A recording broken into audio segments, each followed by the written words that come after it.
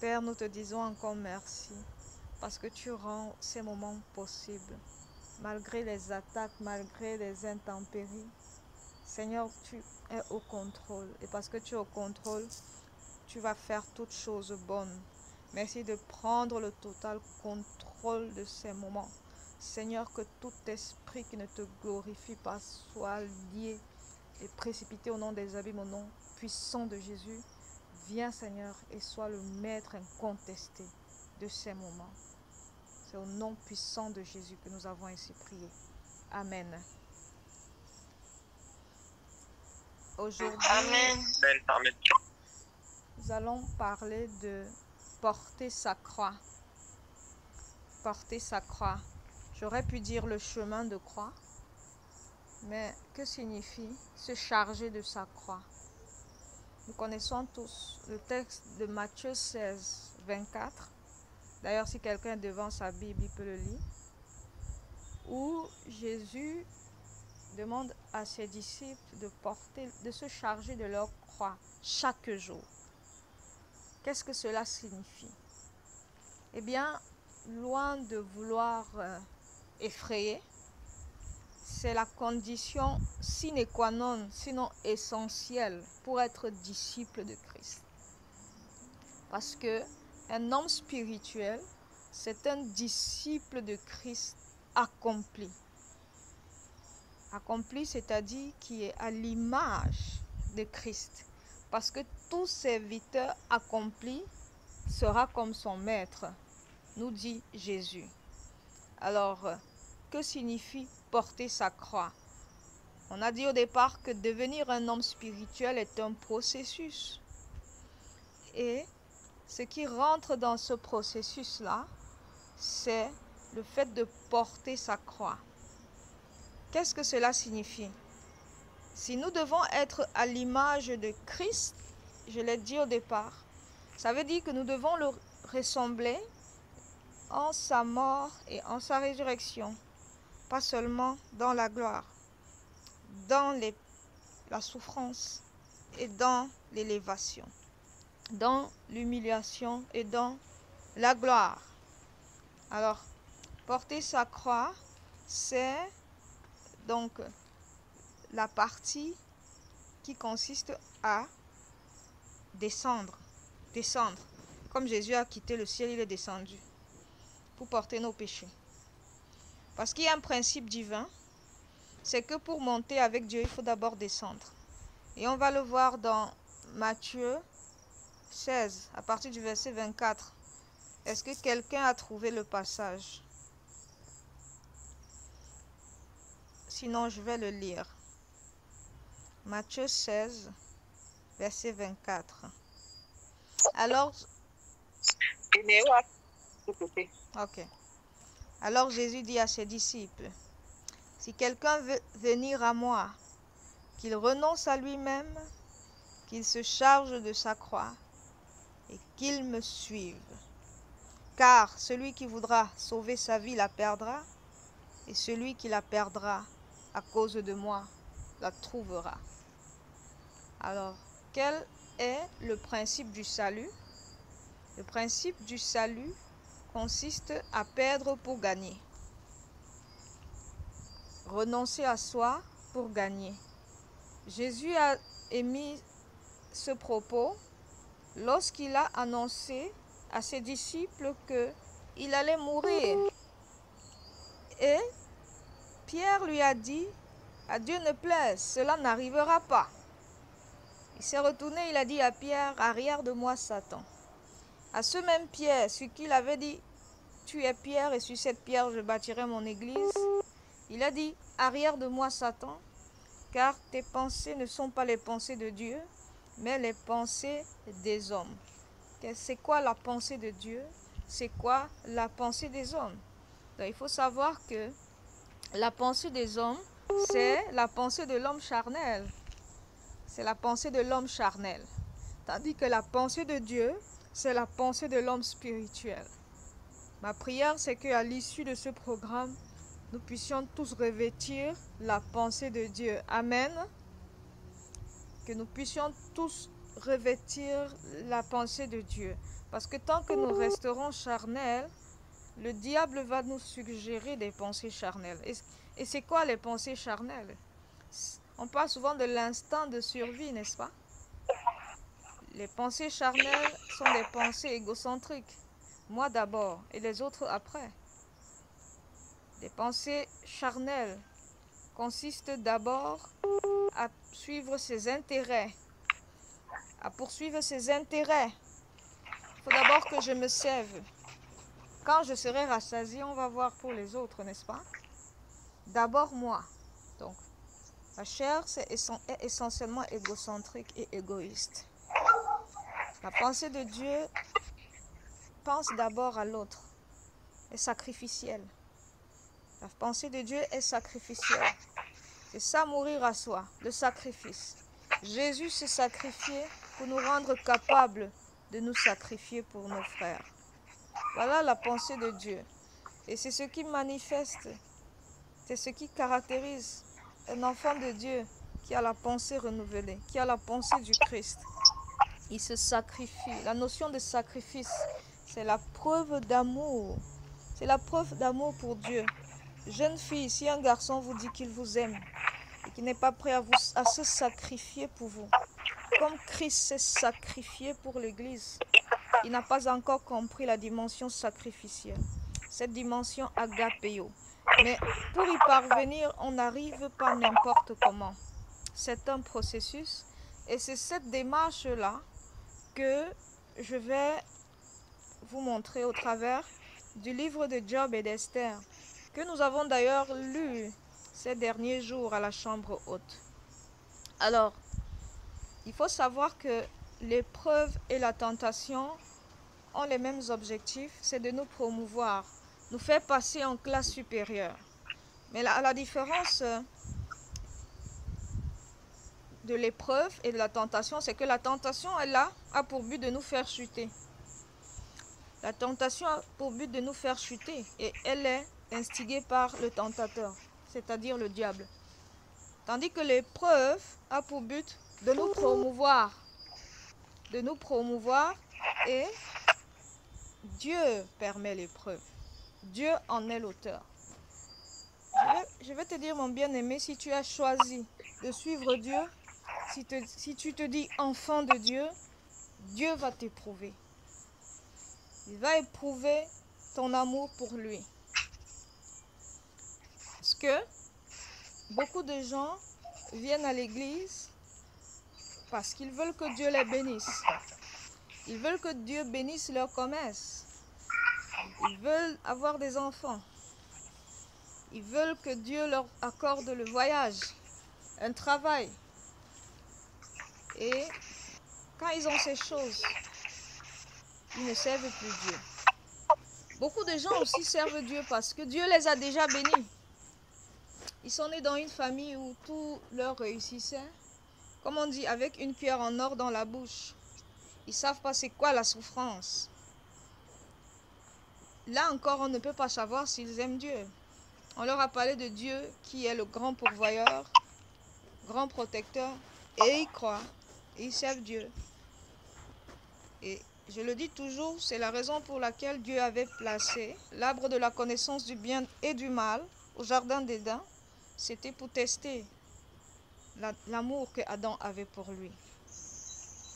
Donc, au ciel, il y a eu la chute qui s'est passée avec le serpent ancien qui a voulu prendre la place de Dieu. Il était le bras droit de Dieu, il faut le souligner. Mais il ne servait pas Dieu de manière désintéressée. Étant le bras droit de Dieu, il a voulu prendre la place de Dieu. Voilà pourquoi je dis qu'il ne servait pas de manière désintéressée. Et donc, il est devenu l'ennemi des hommes parce que Dieu l'a remplacé par Jésus, le Fils de l'homme. Le Fils de l'homme. On peut dire Adam. Jésus se faisait appeler Fils de l'homme par Adam. Adam est devenu le favori de Dieu parce que c'est par amour que Dieu a créé l'homme. C'est pour vivre une romance avec l'homme que Dieu l'a créé. Je ne sais pas pour vous, mais moi, j'aimerais pas me retrouver dans une relation où j'aime pas mon partenaire. Lorsque vous forcez, vous quémandez l'amour, ce n'est plus de l'amour. L'amour est doux lorsqu'il est mutuel. L'amour est doux lorsqu'il est réciproque. L'amour est doux lorsqu'il est partagé. Et donc, Dieu drague l'homme. Dieu drague l'homme afin que l'homme puisse l'aimer en retour. Pas seulement parce qu'il est roi et qu'il va lui donner des choses. Quel est ton degré d'amour pour Dieu? Quel est ton degré? Quelle est l'intensité de ton amour pour Dieu? Voilà pourquoi Dieu a dit à Pierre, m'aimes-tu? 3 fois. Pierre aimait Dieu. Pierre aimait Jésus. Mais il n'avait pas encore réalisé. Son amour n'avait pas atteint la dimension de l'agapéo. La dimension de la pensée de Dieu. Il aimait encore Dieu charnellement. Il avait dit à Jésus, est-ce en ce temps que tu vas rétablir toutes choses? Il aimait Jésus, il suivait Jésus parce qu'il pensait que Jésus allait les délivrer de l'occupation romaine. Je causais encore avec Ange aujourd'hui et elle me disait, les gens n'aiment pas pour, ils aiment parce que. Les gens aiment parce que. Je t'aime parce que tu me nourris. Je t'aime parce que tu me protèges. Certains gens vont dire que l'amour a toujours une raison. Mais la raison même de l'amour devrait être l'amour. Alléluia. Est-ce que je parle à quelqu'un? La raison de l'amour doit être l'amour. La raison principale de l'amour doit être l'amour. Dès qu'il y a une autre raison en dehors de l'amour que l'amour, ce n'est plus de l'amour. C'est de l'intérêt. Alors le diable va dire à Dieu, tu as béni Job. Tu as béni Job, c'est pour ça qu'il t'aime. C'est pour ça qu'il te sert. Prive-le de ses biens. Et tu verras qu'il va te maudire. Et en un jour, en un clin d'œil, Job a tout perdu ses biens. Il a tout perdu ses avoirs. Quelle est cette chose à laquelle tu tiens? Imagine un peu, ferme les yeux et dis-toi, si tel être disparaît de ma vie, est-ce que ma vie aurait encore un sens? Si on enlevait telle chose de ma vie, est-ce que ma vie aurait encore un sens? Quelle est cette chose à laquelle tu t'accroches? C'est ça, renoncer à soi, le dépouillement. Le premier test de l'amour de Dieu sera alors le dépouillement. Le dépouillement consiste à renoncer aux avoirs et à soi-même. Voilà pourquoi le diable a d'abord attaqué les biens de Job, les enfants. Vous savez que les enfants sont un don de Dieu, n'est-ce pas? Il n'a pas touché sa femme, si vous remarquez bien. Parce que la femme, c'est ta côte, c'est ta moitié. C'est un autre toi. Il a attaqué ses biens et ses enfants, c'est-à-dire ses avoirs. Et après ça, il a attaqué la peau. C'est ça la chair. Jésus aussi a dû être crucifié. Il a eu mal dans sa chair. Parce que lorsque il a été crucifié à la croix, il a porté nos péchés. Il s'est dépouillé, il nous a dépouillés de nos péchés. Et le chemin de croix consiste à marcher sur le même chemin que Jésus a marché. Aujourd'hui, nous n'allons plus prendre les clous et enfoncer dans la chair. Mais ce que nous faisons, c'est que nous jeûnons et nous sommes sujets aux épreuves. Ça peut être l'épreuve de la maladie, ça peut être l'épreuve du dévoreur. Le but, c'est nous faire passer par le feu, nous épurer, afin que nous puissions être purs. Le deuxième test, c'est le test de la solitude. Jusqu'ici, on n'avait pas mentionné la femme de Job. Lorsque ta propre moitié, l'autre toi, ne te soutient pas, ne te comprend pas, ce que tu aimes le plus, ce que tu as de plus cher au monde, te disent, ton Dieu là t'a abandonné. Maudis-le et meurs. Vous ne pouvez pas savoir combien c'est douloureux. Parce que dans la souffrance, on aurait aimé que les êtres chers murmurent des paroles douces à nos oreilles, nous prennent par la main et nous disent ça va aller. Je te connais mon mari, tu as toujours fait le bien. Ce n'est pas logique ce qui t'arrive, ça va aller. On n'a pas besoin d'apprendre meurs, meurs. Pour une femme qui connaissait son mari, qui connaissait l'intégrité de son mari, ça c'était le diable qui parlait au travers d'elle. Mais on dit qu'en tout cela, Job n'a pas régné Dieu. Si tu persévères, ce que je vais vous dire, c'est que beaucoup de gens s'arrêtent. Dès que les persécutions surviennent, ils s'arrêtent. Ils abandonnent la course.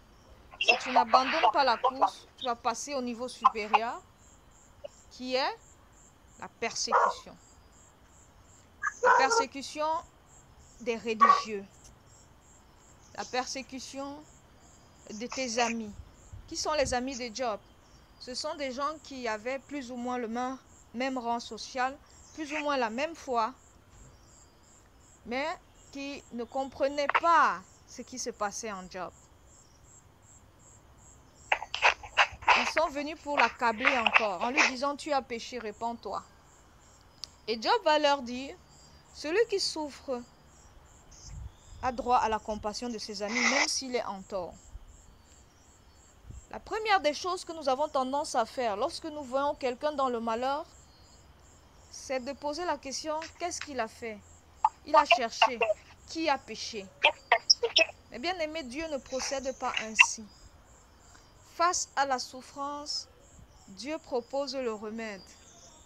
Nous avons tendance à aller creuser les fondations, à aller chicoter souvent même les autels. Écoutez, Jésus est la solution. La meilleure manière de guérir est de regarder à Jésus. Quand Jésus était devant un malade, il lui disait, sois guéri, lève-toi, prends ton lit et marche. Et à la fin, il lui disait, va et ne pêche plus. Après l'avoir guéri, pas avant. Jamais Jésus n'a posé la question à quelqu'un. Pourquoi tu es adultère, femme adultère? Elle est venue, elle a pleuré. Et Dieu lui a dit, tes nombreux péchés ont été pardonnés. Va et ne pêche plus. Parce que lorsque nous sommes dans la souffrance, la Bible dit, quiconque invoquera le nom du Seigneur Jésus sera sauvé. Son passé est dépassé.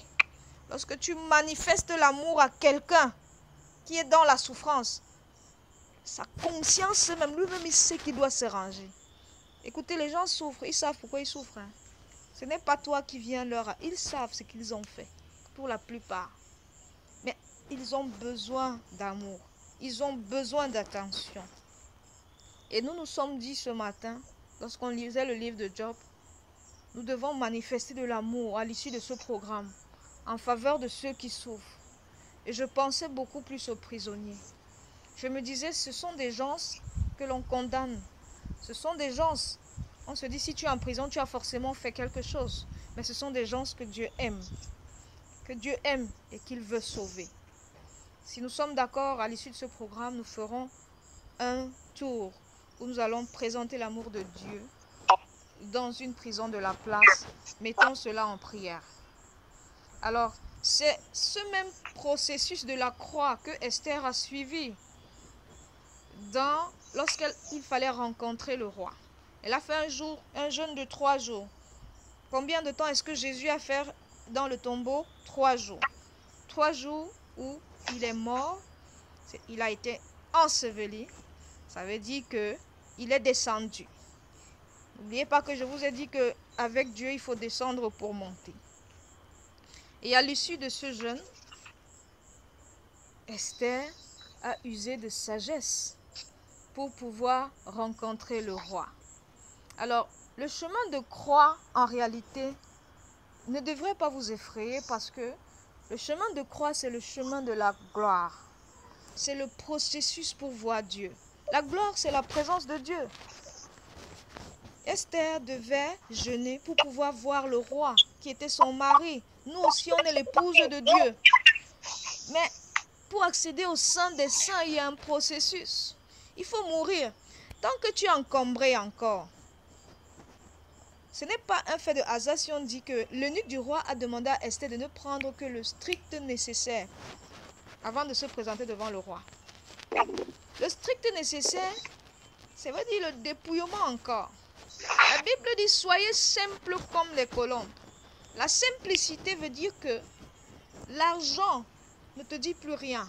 Les richesses de ce monde, le monde et ses attraits ne te disent plus rien. Tu n'es plus attaché à rien. Ton cœur n'est attaché sur rien. Tout est grâce. Tu bénis Dieu comme Job. Est-ce que tu es capable, si tu perdais ton enfant aujourd'hui, de dire, l'Éternel a donné, l'Éternel a repris. Que le nom du Seigneur soit loué. Combien de nous sommes capables de parler ainsi? Et pourtant, on devrait en arriver là. Job était un homme intègre. Ça veut dire qu'en lui, il n'y avait point de corruption. Job est alors un type de Jésus. Parce que même la Bible dit que tous ont péché. Comment est-ce que Job pouvait être si intègre? Job est un type de Jésus. Il est un type de Christ qui n'avait jamais péché. Voilà pourquoi il est passé par le même cheminement de Jésus. On va voir à la fin qu'il a été glorifié. N'est-ce pas? Il est rentré dans la gloire. Dieu l'a restauré au double de ce qu'il avait perdu. Le double, c'est la grâce. Symbolise la grâce. La grâce est une portion double. Nous sommes doublement restaurés lorsque nous sommes sous la grâce. Alors si tu persévères, si tu marches fidèlement, si tu suis fidèlement les traces de Jésus, toi aussi, tu seras doublement restauré. Que cela soit ta portion au nom puissant de Jésus. Je peux encore m'étendre, je vais peut-être revenir dessus, mais je vais m'arrêter ici aujourd'hui. Nous devons savoir finalement que le chemin de la croix, c'est le chemin de la gloire. Alors n'aie pas peur de porter ta croix et de suivre Jésus chaque jour. Tu seras glorifié. Que le Seigneur nous donne la grâce de persévérer. Que le Seigneur nous donne la grâce de persévérer et de porter notre croix chaque jour. Et je vais te dire que la vie, c'est un cycle. C'est un cycle. Et je vous ai dit que c'est comparé aux classes de l'école. Lorsque tu obtiens le CPE, tu es au sommet du cycle primaire. Mais tu recommences, tu es au niveau bas du cycle secondaire. Et dans ce cycle, il y a quoi? Il y a les examens, les tests et la récompense. On descend, on avance et on est récompensé. Ensuite, on recommence. Ça veut dire qu'il y a un cycle où les adversaires que tu as maintenant, tu les vaincras au nom de Jésus. Parce qu'il faut que tu puisses les vaincre pour pouvoir passer en classe supérieure. À chaque cycle, il y a un recommencement. Des fois, tu peux avoir l'impression que tu recommences, mais tu ne recommences pas, tu avances. Tu as des moments de haut et de bas. Tu commences, tu galères, tu avances, tu réussis, et puis tu redescends. Une autre épreuve recommence. Ça ne peut plus être la même chose. C'est bon signe, c'est que tu avances. Et tu vas voir que plus tu avances, tu auras des adversaires de plus en plus redoutables qui vont te poursuivre. Amen. Je vais m'arrêter là, Romuald. J'ai beaucoup à dire, mais je préfère m'arrêter là. Que Dieu bénisse l'écoute de sa parole. Amen. Amen, amen, amen, amen, amen. Sois béni. Et merci pour ton partage de ce soir qui a porté sur... Comment porter sa croix?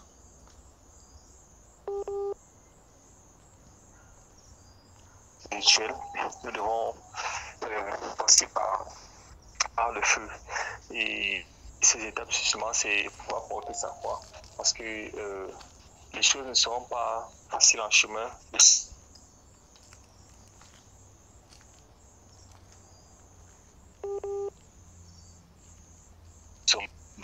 Plus on est petit dans notre croyance, sur notre amour envers Dieu, plus on va succomber. Mais nous bénissons notre soutien, il est notre refuge. Et aussi pour la grâce qu'il nous donne de comprendre ça, parce que si nous ne comprenons pas, d'abord ça tout passe par la compréhension.